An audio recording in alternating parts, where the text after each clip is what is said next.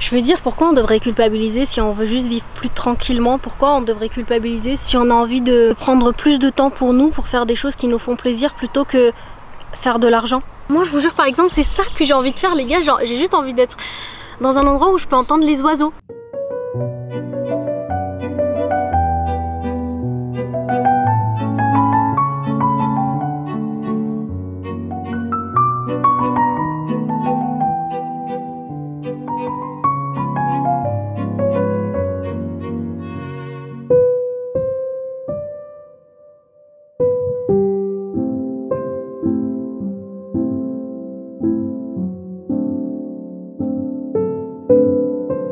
Il est 10 h du matin et il n'y a personne, c'est vide, c'est calme, on entend la nature.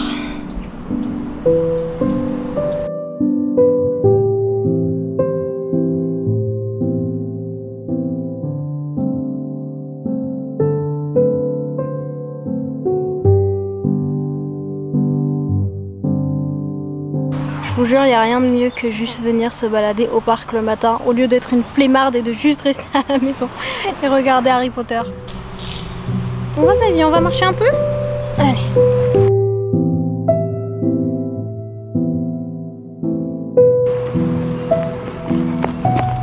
Évidemment que je vais pas laisser ma caméra ici.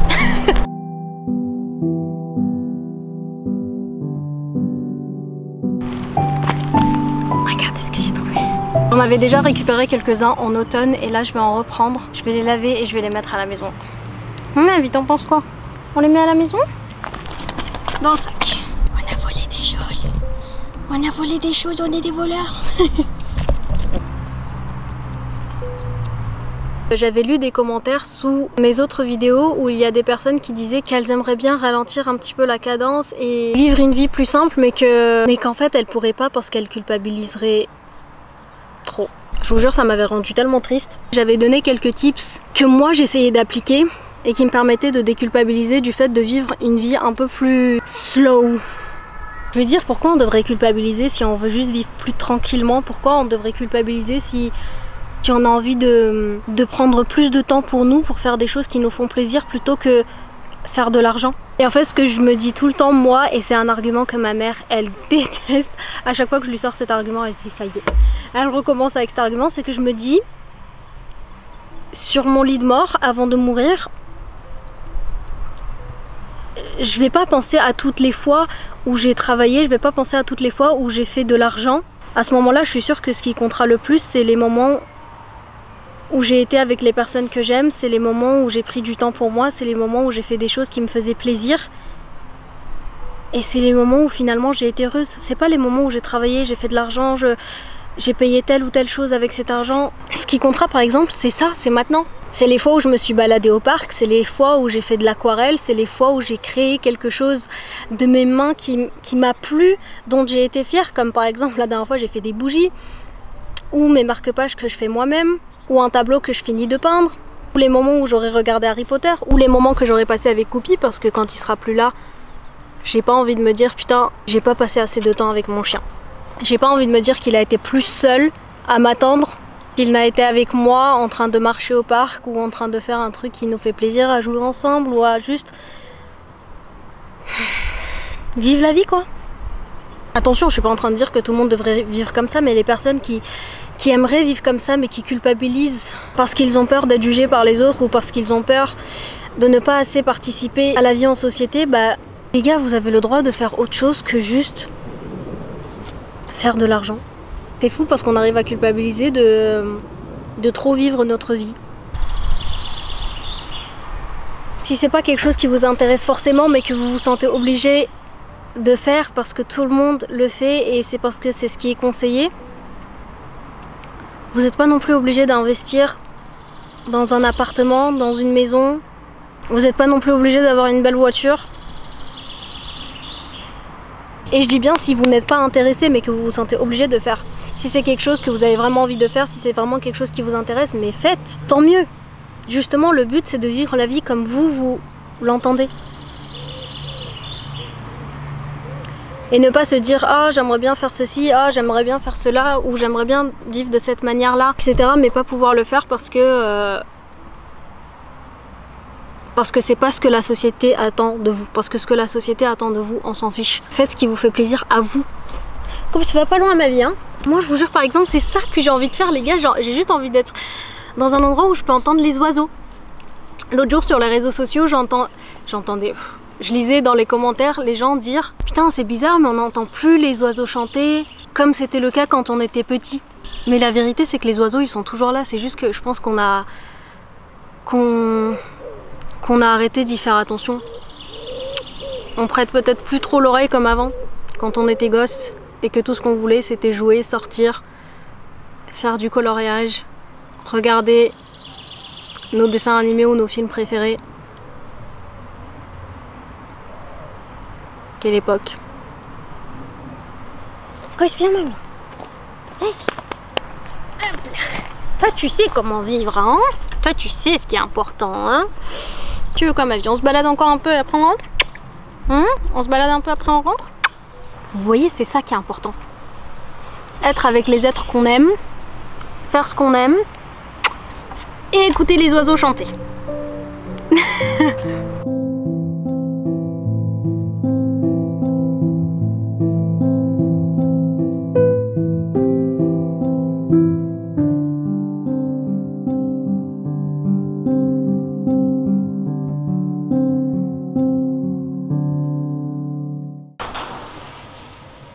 C'est la couleur de mon pyjama.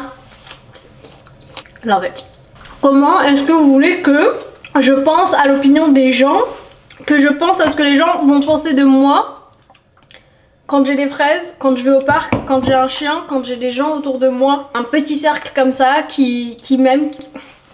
Quand la vie est aussi belle, comment voulez-vous que je me préoccupe des rageux? Faut faire pareil avec les rageux.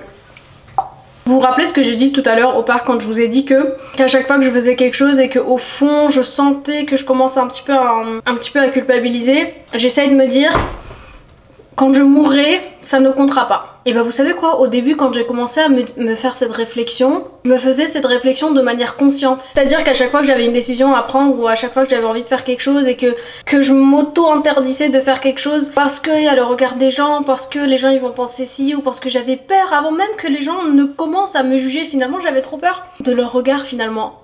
Alors que parfois ils avaient même pas eu le temps encore de me critiquer parce que j'avais pas fait ce que j'avais envie de faire. Bah en fait je me faisais cette réflexion de Liana stop, quand tu vas mourir, ou plutôt avant que tu ne meurs, sur ton lit de mort, quand tu vas penser à ça, ça ne comptera pas. Et ça fait genre facile, ça fait facile 6 ans que je fonctionne comme ça, et ce qui est drôle c'est que je vous jure, avec le temps, vous vous faites cette réflexion mais de manière inconsciente, c'est-à-dire que j'ai plus conscience que je me fais cette réflexion, que je prends des décisions parce que je pense au jour où je vais mourir. En fait c'est carrément devenu une manière de fonctionner. C'est-à-dire que j'ai plus la voix dans ma tête qui me dit ouais là essaye de te dire que demain tu vas mourir, donc qu'est-ce que tu ferais maintenant si tu savais que demain t'allais... Bah en fait je pense plus comme ça. Juste je fais parce que j'ai trop intériorisé cette phrase qui est sur mon lit de mort ça ne comptera pas. Donc la vie des autres. Essayez d'intérioriser cette idée aussi. Si vous aussi comme moi il y a 5 ans de ça je dirais, vous avez trop peur de ce que les gens pourraient penser, vous avez trop peur de leur jugement, que parfois vous avez trop envie de tenter de nouvelles choses, que vous avez trop envie de faire quelque chose et que vous vous interdisez de faire tout ça, essayez de vous dire, et si aujourd'hui c'était mon dernier jour, je ferais comment? En vrai non, parce que si tu te dis que c'est ton dernier jour, ça peut un peu foutre le bazar. Non, dites-vous, sur mon lit de mort, avant de mourir, est-ce que je serais fière d'avoir agi comme je le fais maintenant? C'est-à-dire en repensant, admettons que tu as un projet et qui est, je sais pas moi, te lancer sur YouTube. Mais que tu as peur de te lancer parce que tu as peur de ce que ta famille pourrait penser, tu as peur de ce que tes amis pourraient penser, ou des gens que tu connais de près ou de loin, tu as peur de ce que les gens pourraient penser. Tu as peur d'être ridicule, tu as peur que ça ne fonctionne pas, que tu finisses par abandonner et que tu tapes la honte sans atteindre les résultats que tu espérais atteindre. Est-ce que tu penses que la toi qui... plus tard dans le futur sera sur son lit de mort, est-ce que tu penses que la toi du futur, avant sa mort, sera fière que tu ne te lances pas sur YouTube tout simplement parce que tu as trop eu peur du regard des autres? Est-ce que tu penses qu'avant de mourir, tu te diras « ouais j'ai bien fait de pas me lancer » ou est-ce que tu te diras putain, peut-être que j'ai raté un petit truc et peut-être que j'aurais dû juste tout simplement suivre ma volonté. Et ce petit truc que j'ai eu à l'intérieur de moi qui m'a fait clic et où je me suis dit putain, j'ai envie de me lancer sur YouTube. Parce que sur ton lit de mort, ces gens-là, dont l'opinion te faisait peur, je suis sûre qu'à 90%, même plus, ces gens-là ne seront même plus dans ta vie et seront déjà peut-être morts. Et dis-toi qu'à cause de leur avis, tu t'es pas lancé.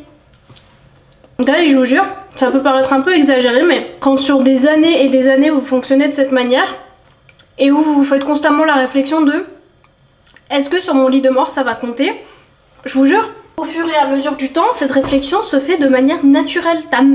Par exemple, moi, j'ai même plus conscience que je fais cet effort de me dire est-ce que... Juste, je fais comme bon me semble, en essayant de me foutre de ce que les autres pourraient penser. En essayant de ne pas accorder trop d'importance au fait que je puisse me taper la honte. Si demain je me lance dans un truc et que ça marche pas et que des gens se moquent de moi, mais c'est la vie les gars, on va s'en remettre. Alors que si t'as un petit truc qui te tient à cœur et que tu finis par ne pas le faire parce que t'as trop peur de ce que les gens pourraient penser de toi, bah là tu peux être sûr que t'as perdu. Avant même d'avoir commencé, t'as perdu. Donc essayez de vous faire ce cadeau-là, de vous à vous, en vous disant la vie des gens peut être bénéfique. Parce qu'attention, je diabolise pas complètement l'opinion des autres. L'opinion des autres, ça peut nous permettre de nous surpasser, ça nous permet de pas faire des choses répréhensibles. Enfin, il y a du bon dans tout ça. Mais la peur de ce que les autres pourraient penser engendre plus de mal que de bien. Donc si vous êtes persuadé que ce que vous faites n'est pas mal, si vous êtes persuadé que ce projet pourrait fonctionner si juste vous osez vous lancer, pourquoi vous attarder sur l'opinion des autres? En plus, il faut vous dire que ce que les autres pensent de vous, finalement, c'est tellement superficiel, je vous jure, parce que les gars, qui vous connaît aussi bien que vous? Qui connaît ton cœur aussi bien que toi? Les autres, ce qu'ils vont juger, c'est juste l'extérieur. Les autres, ce qu'ils vont juger, c'est juste l'apparence. Sérieux, vous avez envie de laisser passer vos chances pour des choses comme ça? Par exemple, pour revenir à ce qu'on était en train de dire au parc, le fait que je choisisse de vivre une vie plus tranquille, où ça bouge pas trop, où il n'y a pas trop de trucs qui se passent. Bon, après, le fait qu'il n'y ait pas beaucoup de choses qui se passent, c'est pas forcément un choix. C'est juste qu'il n'y a rien de ouf qui se passe, mais c'est presque une conséquence de ma manière de vivre. C'est-à-dire que j'ai choisi de vivre très simplement. Voilà, souvent je suis à la maison et je suis très bien comme ça. Je sors pas Enfin, pas souvent, je sors, mais presque jamais en soirée, avec que ce soit en famille ou avec des amis. Et forcément, il y a moins de chances qu'il se passe quelque chose dans ma vie. Mais en fait, c'est ce qui me convient. Vous savez pas le bonheur que j'éprouve les matins à me réveiller très tôt. Un peu quand il fait encore noir dehors. Vous le savez déjà de toute façon. À faire mon café, à ouvrir la fenêtre pour entendre les oiseaux chanter, faire la balade de Coupi, regarder le ciel, manger mes trucs préférés, faire des balades au parc, faire de l'aquarelle, faire mes marque-pages, créer mes bougies, faire mes pâtisseries préférées. C'est ça la vie qui me plaît et c'est ça la vie que j'aime. Donc ça, c'est la vie que j'ai choisi de mener. Mais par exemple, la vie qui serait un petit peu mieux vue en société serait que je puisse faire tout ce que je viens de vous dire, mais travailler plus. Je mets pas de l'argent de côté, j'économise pas pour acheter un appartement ou une maison. Quand j'ai une destination en tête et que j'ai envie de partir en vacances, il y a juste une période où je vais trop bosser, juste pour avoir assez pour partir en vacances, et en fait après j'arrête. Parce que je priorise les moments où je peux être en paix chez moi ou libre de faire ce que je veux faire de mon temps, parce que c'est mon temps. En fait, comme je vous ai déjà dit, j'essaye de voir les choses comme ça. C'est-à-dire que je me dis pas, Liana, si tu veux de l'argent, faut aller travailler. Ce que je me dis, c'est que Liana, si tu veux de l'argent, il faut donner ton temps en échange. Et en fait, le fait de voir les choses comme ça me fait me demander jusqu'à où je peux donner mon temps. Parce qu'en fait, si tu me dis, Liana, il faut travailler pour avoir de l'argent, mais bien sûr, je peux aller travailler, mais enfin, sans problème, tu vois. Je peux enchaîner des shifts de 24, 30 heures, chose que j'ai déjà fait. Et en fait, au lieu de voir ça comme du travail, je vois ça comme de mon temps que j'ai donné et pas comme de mon énergie que j'ai donné, tu vois, un truc physique, un truc qui pourrait me fatiguer. Je vois ça comme je prends de l'argent et je donne en échange mon temps. Et là, bah tu vois, j'ai moins envie. Là, j'hésite un peu plus. Quand tu me dis travail, ok, j'y vais, donne l'argent, je travaille. Mais dès que je vois les choses en mode, ok, donne l'argent, mais en échange, on me demande mon temps, je me dis, ah merde. Tu vois, là, j'hésite un peu plus. Moi, le fait de voir les choses comme ça m'a fait me rendre compte que mon temps, il est précieux et j'ai pas envie de marchander tout le temps mon temps pour de l'argent. Je suis d'accord de le faire un peu parce que j'aime bien quand même pouvoir avoir mon appartement, pouvoir payer des choses à Coupi, pouvoir me payer des choses qui me font plaisir, m'acheter des fruits, des légumes, bref, vous avez compris, vivre quoi. Mais en fait, j'essaye de pas trop dépasser une limite que je me suis fixée. C'est-à-dire que avoir de l'argent, c'est très important. Je vous dirai jamais que c'est pas important parce que parfois on peut avoir l'impression que je crache sur l'argent alors que pas du tout. L'argent c'est tellement quelque chose d'essentiel, c'est quelque part quelque chose qui te rend libre, tu vois. Mais j'irai pas jusqu'à dire que l'argent c'est plus important que ma vie, que mon temps. Donc je marchande un peu de mon temps pour avoir de quoi profiter de mon temps quand j'ai pas besoin de travailler. Tu vois ce que je veux dire ou pas? Mais de là à passer tout mon temps au travail, rentrer et ensuite être fatiguée, genre passer 1 heure devant la télé, ensuite aller dormir, ça tu vois je suis moins ok parce que je me dis mais attends mais ma vie elle est en train de passer. Si je la vis pas maintenant que je suis jeune, parce que souvent on entend les gens dire oh mais vous êtes jeune, je vous jure, à chaque fois qu'on croise des gens avec Coupi quand on fait sa balade, souvent je suis tombée sur des gens qui disent oh mais vous êtes jeune, c'est le moment de travailler, c'est le moment de... Tu vois? Bah non, si je profite pas de ma vie maintenant, j'ai pas envie de profiter de ma vie après. Parce que le après, je sais pas s'il va arriver ou pas. Ce que j'ai, c'est le maintenant, tu vois. Donc je m'autorise, moi, jeune, à ne pas être au travail, sous prétexte que je suis jeune et que c'est maintenant qu'il faut que je travaille pour me reposer après. Parce que tout simplement, le après, je sais pas s'il va venir. Et tout simplement parce que oui, c'est maintenant que je suis jeune et que c'est maintenant qu'il faut que je profite, tu vois. Après, vous savez, c'est des compromis. Il y a des gens par exemple qui peuvent pas, qui ne veulent pas vivre, comme par exemple comme moi je vis avec entre guillemets le strict minimum parce que chacun son train-train de vie, tu vois. Moi je sais que par exemple je fais très rarement du shopping. Les gars, les fois où je m'achète des vêtements, je vous jure on peut les compter sur les 5 doigts de la main. Je fais très rarement du shopping, j'achète très rarement, j'achète pas beaucoup tout simplement. Et en fait, dès que j'ai envie de m'acheter un truc, je sais pas, admettons que j'ai vu une table basse que je veux acheter. En fait, dans ma tête, je fais des calculs, je me dis ok là, il faut que je travaille tant, temps et temps pour pouvoir m'acheter ça. Je m'organise, je travaille pour, et dès que j'ai ce que je veux, j'arrête. Enfin j'arrête, non, je rends pas mon contrat, mais je veux dire que dans l'entreprise où je suis, je peux un peu, on va dire, moduler mes heures, je travaille autant que je veux par semaine. Et pourquoi je vous parle de culpabilité? Parce que souvent les gens qui ont notre âge, ils sont vraiment dans la, tu vois, dans la vie active, en train de bosser pour mettre de côté, pour acheter un appart, pour investir dans une maison, enfin j'en sais rien, des trucs comme ça, tu vois. Et moi les trucs comme ça, je vous dis pas que j'investirai jamais dans un appart, que j'achèterai jamais une maison, mais je ferai ça si j'ai envie et je ferai ça si j'ai les moyens. Mais de là à me tuer à la tâche, de là à bousiller ma santé et mon temps pour profiter de ce que je suis même pas sûre de pouvoir en profiter, vous voyez. Donc pour l'instant on va dire que c'est pas une priorité. Si plus tard je peux le faire, mais avec grand plaisir, j'adorerais avoir une belle maison, jardin, on entend les oiseaux au lieu d'entendre les motos, avec plaisir tu vois. Mais vu qu'on échange, on me demande beaucoup de mon temps à moi qui m'appartient, une partie de ma vie, ça tu vois, non. Je sais pas si vous voyez ce que je veux dire, mais c'est comme ça que fonctionne mon cerveau. Est-ce que je vous avais dit que ma bougie Ice Latte sentait la vanille? Les gars, j'ai mis de l'huile essentielle de vanille dedans et ça sent tellement bon. Vous avez vu ma bougie? Les gars, cette bougie citrouille, je l'ai faite à la cannelle, ça sent la cannelle. J'adore. Good morning. Je vous jure, je fais un effort pour profiter du soleil. Les motos ne veulent pas. Good morning. Écoutez, il est 8h12 et je me suis réveillée avec l'envie de faire des muffins aux myrtilles, tout simplement. Évidemment, je pense à Brie Van de Kamp dans Desperate Housewives. Je vous jure, cette dame, elle me manque trop. En plus, raison de plus, parce que j'ai les ingrédients à la maison. Il me faut juste les myrtilles et je vais aller les chercher d'ailleurs. Allez, on y va. Il y a toujours des myrtilles là où je vais faire mes courses. Aujourd'hui, on n'en avait pas. Je vous même pas qu'au début, ça m'a saoulée, mais après, je me suis dit, il y a toujours un bon truc derrière un truc qui est pas bon. Enfin, qui en apparence n'est pas bon. J'ai trouvé des fraises et je me suis dit, mais aujourd'hui, rien ne m'arrête, les gars. Je suis motivée pour faire mes muffins et je vais faire des muffins aux fraises. Peut-être que c'est le bon Dieu qui veut que je teste, que je mange un muffin aux myrtilles, parce que j'ai jamais mangé de muffin aux myrtilles. Putain, j'ai dit myrtilles. Muffin aux fraises. Vous avez déjà mangé des muffins aux fraises, vous? Moi, jamais. Et je vais en faire et vous allez me regarder en faire. 140 ml de lait fermenté. J'avais pas vu cet ingrédient. Oh non, non, j'aime pas les imprévus comme ça. Ça fait 2 imprévus là. Est-ce que je peux remplacer le lait fermenté et mettre du lait de vache, du lait d'avoine à la place? Ok, apparemment je peux remplacer ça par du lait d'avoine. Cool. Zeste de citron. Got it. Got it. Putain les gars, je suis même pas coiffée. Vraiment, je me suis levée, j'ai fait... Je fais des muffins en myrtille. Plus vite je prépare mes muffins, plus vite je peux me poser devant un truc cosy et regarder la télé, je sais pas faire un truc. Putain les gars, ça fait même pas 1 minute qu'on est en train de faire la recette et je sens que ça part déjà en freestyle et que je vais juste faire la recette comme moi je l'entends. Je mets même pas 100 grammes de sucre roux en plus parce que j'aime pas trop le sucre blanc.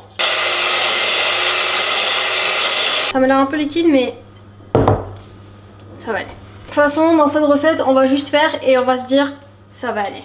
Je vous jure, j'aime tellement l'odeur du beurre, ça me donne envie de taper un croc dedans.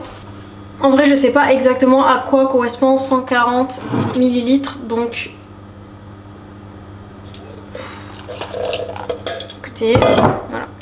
J'ajoute aussi mon beurre fondu, j'ai mis 75 grammes au lieu de 80. Putain les gars, j'espère vraiment que ça va être bon parce que sinon je vais pleurer. Je sais pas à quoi correspond 8 grammes de levure chimique, je mets une cuillère à café.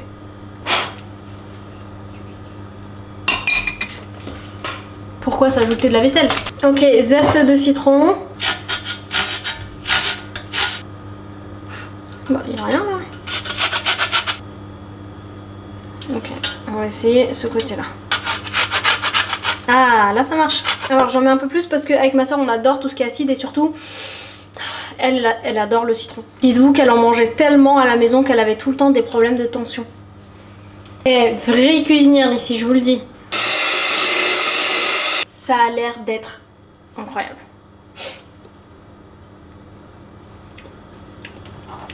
Pas très sucré, j'adore. On sent bien le citron. Vous savez quoi, je vais mettre encore plus de citron. Je vous jure, j'adore cette petite routine parce que les matins, toujours vers 9 h, il y a le soleil plein sur la terrasse. Poupi me demande de lui ouvrir la terrasse parce qu'il veut prendre un bain de soleil et moi je suis là, je fais des muffins avec vous. Quelle vie sinon celle-ci. Purée. Et puis ça sent tellement bon. Merci mon Dieu, j'ai une belle vie.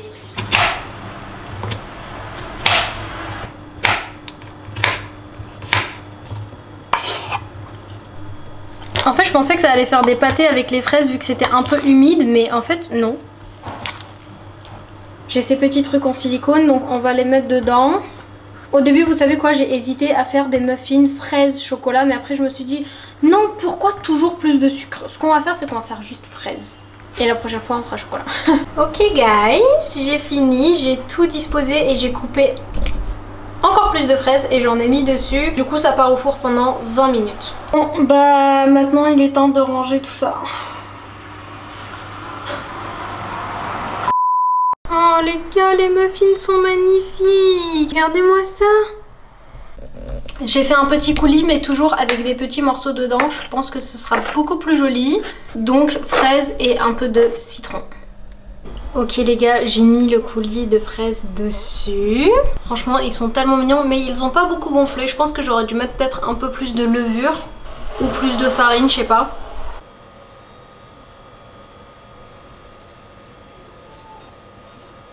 On goûte.